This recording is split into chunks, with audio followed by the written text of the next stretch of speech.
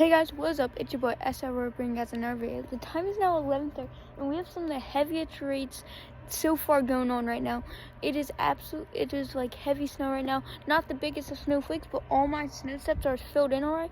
And if we go over to this table and measure how much snow we have, looks like we have just about an inch and a half. It looks like just about an inch and a half, which is decent, and it is not all the way down, but it's not much. So an inch and a half so far, really good.